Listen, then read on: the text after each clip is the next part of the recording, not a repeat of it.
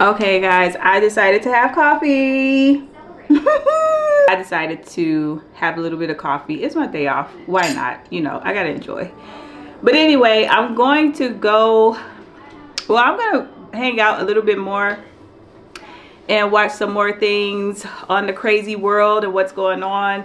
But then I'm gonna run upstairs and detangle this mess. I usually detangle my hair with the Cantu Shea Butter moisture stuff and some water.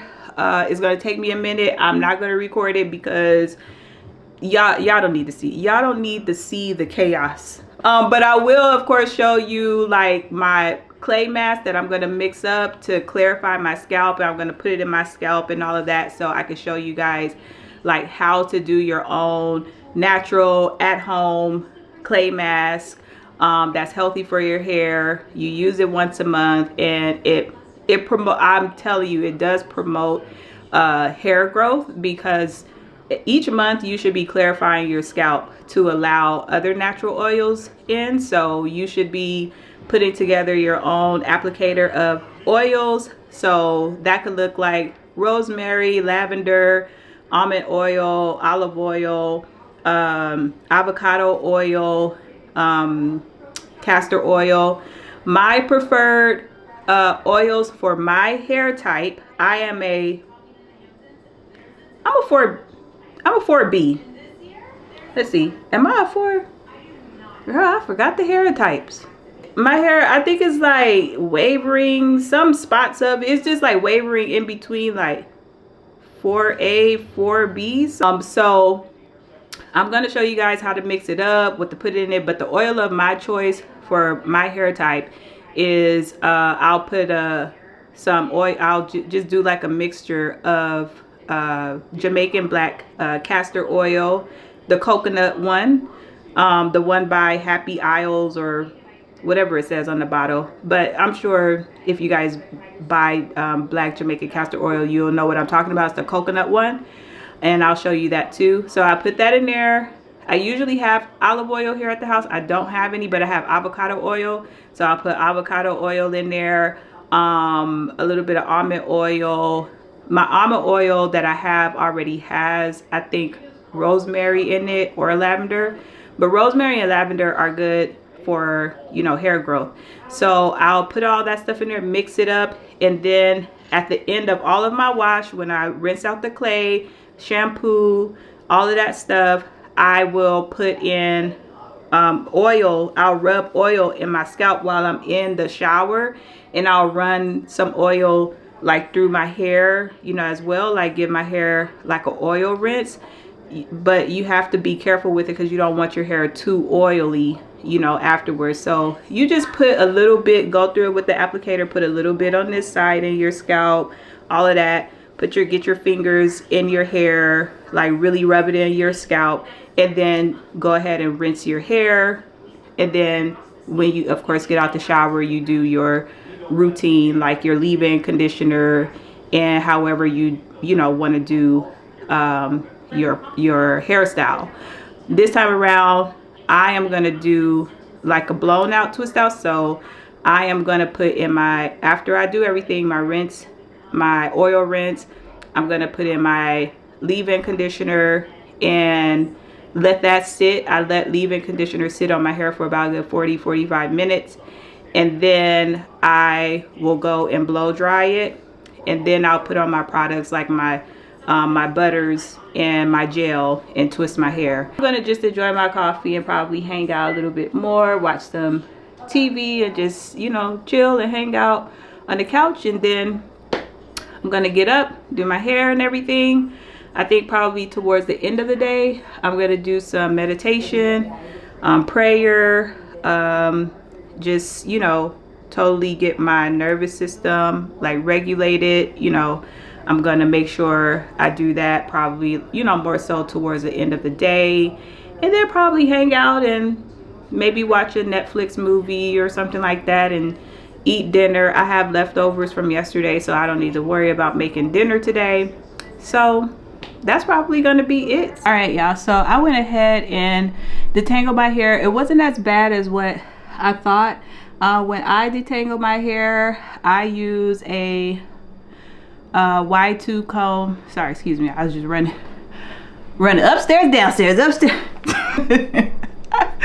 All out of breath. When I detangle my hair, I use a wide tooth comb, and what do you call those combs?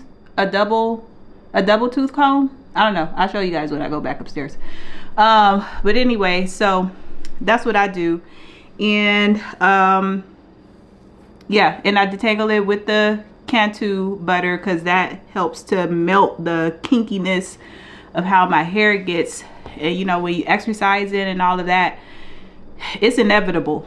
It's gonna nap up at the root. It's gonna nap up, okay?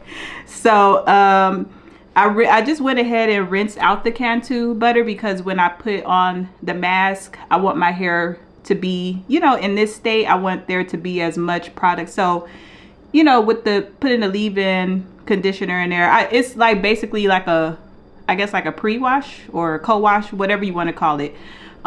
Just so you can get that top layer of whatever is on your hair, you know, off. So it's a good, it's like a double type of, why does I'm looking out in onto the little patio section of the backyard, and I'm looking around where I plant flowers, and there used to be a tree right there. I had the tree cut down, and it looks like something was digging in the dirt. But it looks like something was like digging in the dirt. Oh no, it's all kind of animals around my house. So anyway, I'm gonna go ahead and, well, I'm gonna put this scarf back on my head so I could keep the moisture in my hair to receive the Bentonite clay mask. I'm gonna go ahead and put this back on. I should just twist it. I'm gonna go ahead and twist it just to keep that moisture locked in there, so then I will have a very easy time putting the mud mask on. Okay, so let me go ahead and twist. I'm gonna tell you guys a story about, and I was just thinking about this because tomorrow I'm gonna go, hopefully, no, I'm not gonna say hopefully, I'm gonna wake my butt up to go, because I've been wanting to go to this black coffee shop for a while. Oh, I think my hair has grown a little bit. And it's in Atlanta, but it's on the south side of Atlanta, and I used to work on the south side of Atlanta when I first came to Georgia, and I got robbed. It sounds so crazy to me when I say it. And it wasn't like, no, somebody ran up on me and robbed me. It was like a sneak rob. Somebody did a sneak robbery on me, and I didn't realize it until after the fact. But when I go back upstairs and I put this stuff in my hair, I'm going to tell you guys a story about that. I straight got robbed on the south side of Atlanta. And I worked in that area for about, what, maybe about three years or so, until I found a job at another community program in Clarkston, in the Stone Mountain area. I started working over there, which was closer to the 78 highway, you know, that comes into Gwinnett County. So that was working out better for me. But I was driving day in, day out from Gwinnett over to the south side, going to clients' houses, just trying to make sure I could stay safe and finish working there, because I needed my hours, and that was the best choice for me at that time, and it was paying me the best money at that time. But anyway, I'll tell you guys a little bit about that story in just a second. I just want to show you guys how to make the mask. Okay, so what you're gonna want to do is, how much battery I got left? Okay, 40%. Oh, man, these batteries, they running down real quick, and I have to talk fast and work fast. I'm not used to all this vlogging stuff, and bear with me. So I still have a little bit more left in here. Maybe I should get a measuring cup to give you guys an idea of how much to put in there. All right. Now, this mask, you can make it with water, but disclaimer, if you want to just make this mask with water, it will be lumpy. It will be lumpy because it is the apple cider vinegar that actually makes the bentonite smooth. Ooh, ooh. Usually I do this in the kitchen, but it's more room over here at my dining room table, so I'm gonna try to do it here. This probably just may be enough. See, this is the tricky thing with this mask. Like, I never have an idea of how much, you know, to put in. And then it depends on your hair growth. Like, it depends on how much hair you got on your head, actually, to make sure that the mask spreads evenly all throughout your hair and your scalp. So sometimes I probably use a bit more than necessary. Guys, it's so hard to measure this, because once you put the water and the apple cider vinegar and the oil and stuff like that in there, it becomes very fluffy. It becomes very fluffy. So, and it becomes a lot. So I'm gonna start with that. I'm gonna start with half a cup, possibly. Sometimes when I put it in a bowl, I kind of know, no, it probably need a little bit more than that. And I have never measured this, sorry you guys, until now. I just, you know, it's kind of like cooking. It's kind of like when a black lady cook, or when a black lady know how to cook. We don't use a whole lot of measuring, especially when you used to know how to cook a certain thing, like your favorite recipes and stuff. You get out of the habit of, you don't have to measure anything, because if you made it a whole bunch of times, you don't, after a while, you don't have to measure stuff. No, I put a little bit more. I put like close to another half a cup. So let me put that in there. Oh, I just don't know how much. Let me see. I think this is gonna be enough. I think, let me put a little bit more. I just want to be safe to start. And then it feels like when I just touch my, oh Jesus, too much came out. No, that's too much. Too much came out. I'm gonna put like that much back into the jar. All right, so what you're gonna do is start with like pouring the apple cider vinegar. You want to get the apple cider vinegar that has the mother in it. To be honest with you, I started doing this when I first went natural, and I used to watch and I still watch her from time to time whenever I guess she decides to make a video.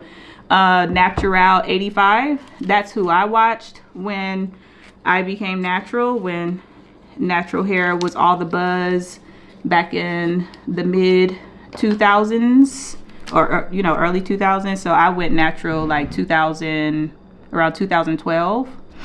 I think I did my big chop 2012, and I've been natural since then. So what you're gonna do, and I think natural 85 probably did something different, and I think I may have tweaked this over time. Dang, that still looks like a lot. I don't want to make too much, because this bentonite clay is not cheap. Hey, put a little bit more. this jar.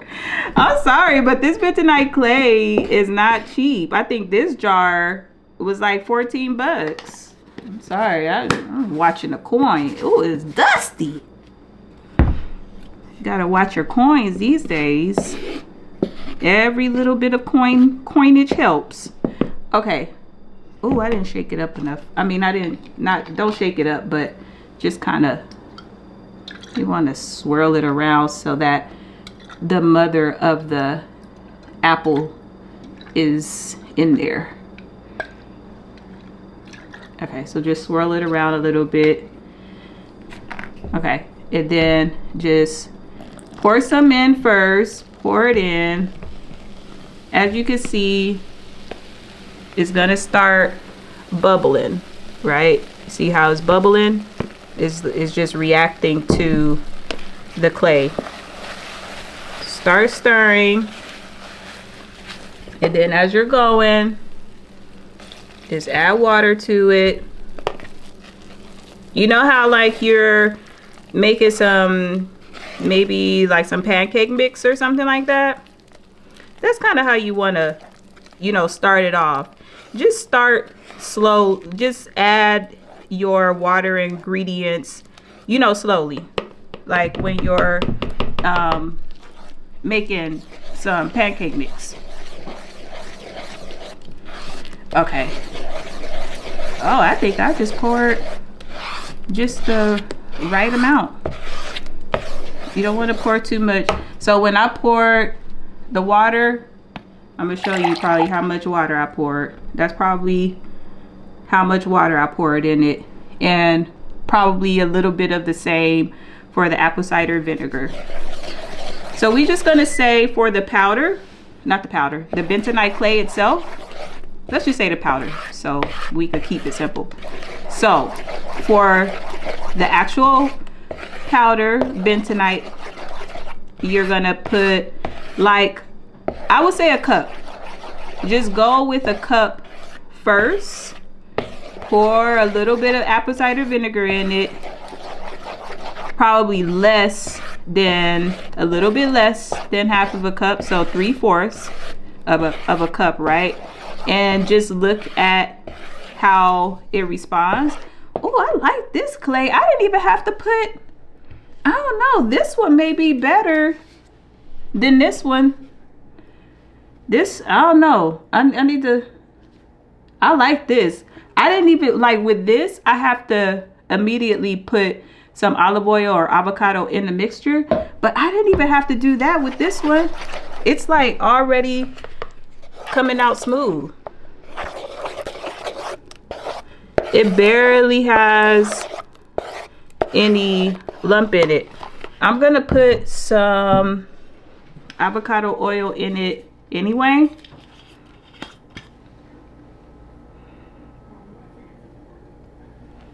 I put a little bit of avocado oil.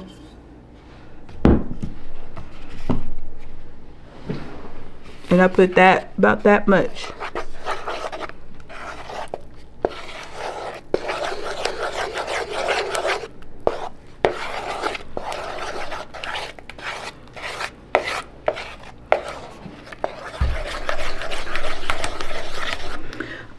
But anyway, so I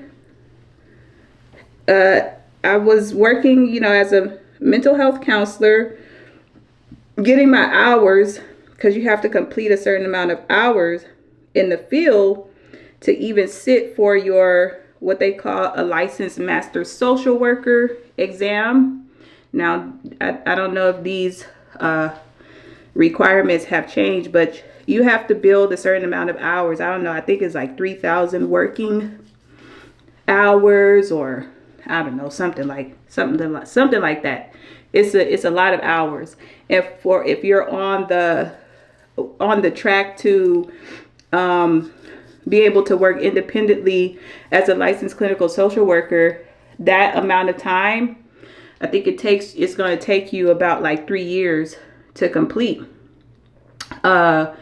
And that 3,000 hours is not inclusive of, you have to have group supervision, and you have to have individual supervision. Don't quote me on, I don't know how many hours that is now. I got my license a long time ago now. So I don't know the exact hours. But if you are trying to become a licensed clinical social worker, the requirements and stuff like that are on the state of Georgia website. So you just have to check there.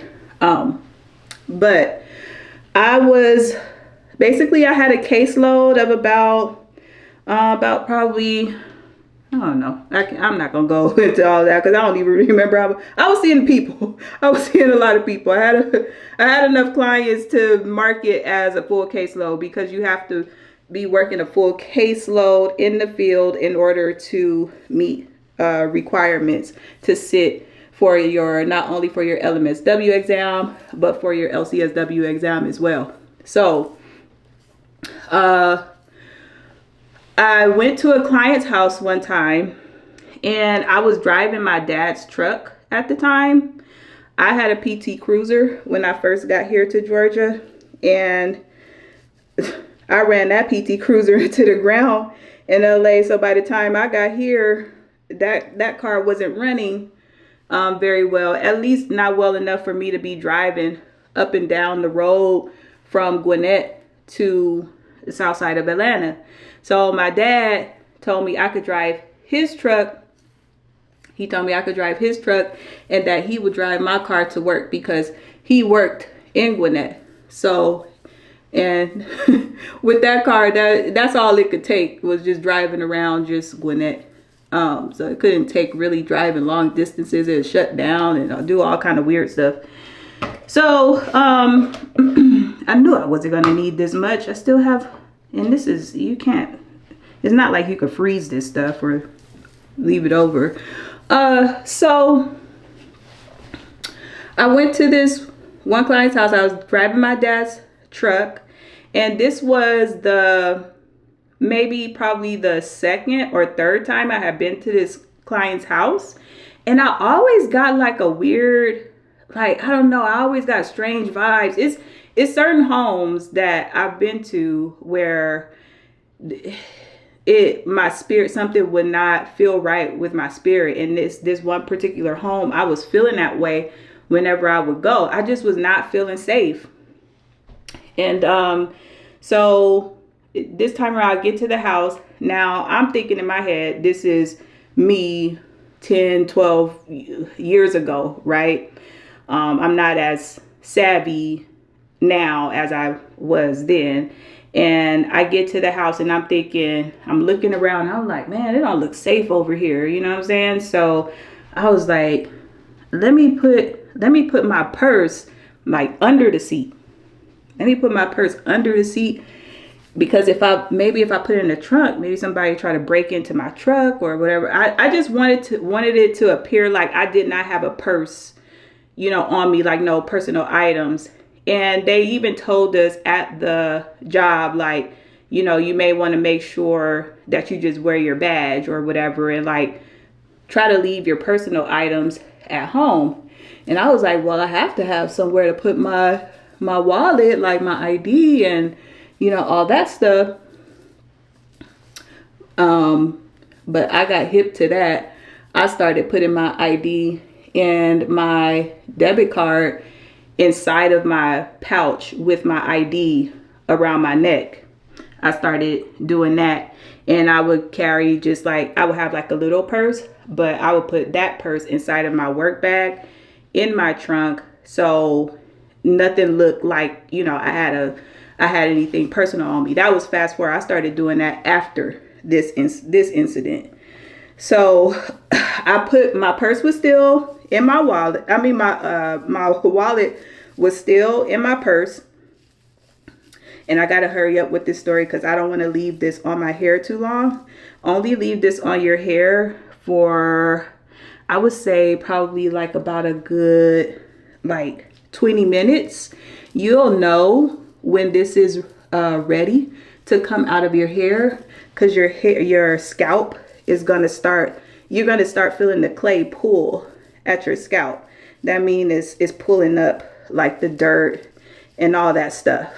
So you want to make sure you get it all in there, in your scalp, around your edges and all that good stuff. So only leave it on for about, like, I would say you'll start to know like after about like 20 minutes or so. So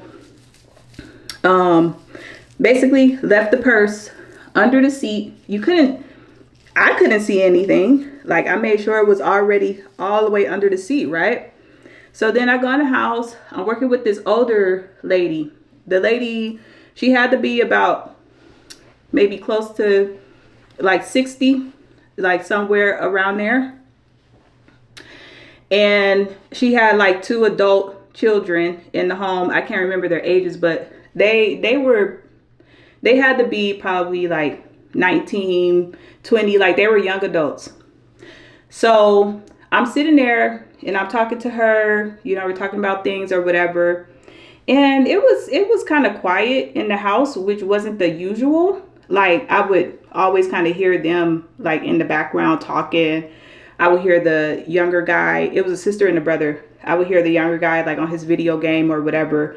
But when I would think back to that time in retrospect, I remember the house just falling silent. Like, it was so quiet. And me and the lady, we were just talking or whatever. And so I end the session and all of that. And I get in the car and they had this long driveway, like up a hill, kind of like how my house is now. It sits on a hill. But this hill was like really steep, really long, like steeper than my driveway. And so I'm rolling down like backwards, like going out backwards down the hill. And the door light is going off. And I'm like, the what do you call it? The driver door. I was like, I closed this door. Like, it wasn't that door. And as I'm going down the hill, I was like, well, I can't stop on the middle of this steep hill. So I waited until I got down to the bottom. And I noticed that the door in the back on the right was like kind of like a little bit ajar. It wasn't fully opening, but it was like ajar a little bit. And so I got down to the bottom of the hill, and then I get out, I go around, and I was like, I know I closed all the doors. I was like, how is this door open? And so I was like, let me get my purse, because after I got out of the session, I was gonna go to like McDonald's or something, like go get something to eat. And so I'm about to reach and grab for my purse, and I noticed that my purse is kind of like out, like not in the position, because I pushed it all the way under the seat. But I noticed that my purse was like kind of like, it looked rummaged through, like something, it was stuff that was hanging out the purse. And I was like, what in the world? And so at the top of the hill, the lady is looking at me like through the window. The older lady is looking at me through the window. And so she comes to the door and she was like, hey, baby, everything all right? And I was like, yeah, yes, ma'am. I was like, everything all right? And I knew something was off. Like, I was like, shit, they done got me. I'm sorry, excuse my language. Shoot. I was like, somebody that went in my car and went in my purse. But I was just trying to play it off because I didn't know if the old lady was a part of the scheme too. I didn't know what the hell was going on. So I was like, nah, I'll see you later. And in my mind, I ain't coming back to this house. So I get in the car. I just drive down the street, a little bit and bend the corner and just, so nobody would see me. I had to check to see if my wallet, was still there and all of that. So I bend the corner, parked, and then got my purse, going through my wallet. My social security card was gone and my debit card was gone, but my ID was still in there. And I was like, yeah, they got me.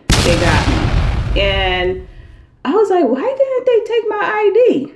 I was like, I was thinking that would have been like the smart thing to do, right? Like if you trying to commit some sort of like fraud or probably use my social to like get something in my name or something like that, I would think that you would take my ID too, because you need to pair my social with something, with my name and my date of birth or my address or whatever.